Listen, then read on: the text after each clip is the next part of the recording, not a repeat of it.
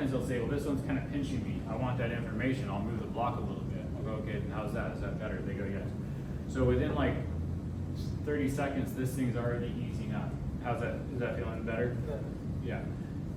So then in that, my first interaction with them with my hands is we went into proprioceptive, good information, right? Good information to the body, not nociceptive information. I'm not going to go in here and start palpating like this, and I'm doing all this kind of stuff, right, to the patient. Gentle, calculated movements, relieved pain that they maybe didn't even know that they had. Then I'll have them do 2 more deep breaths.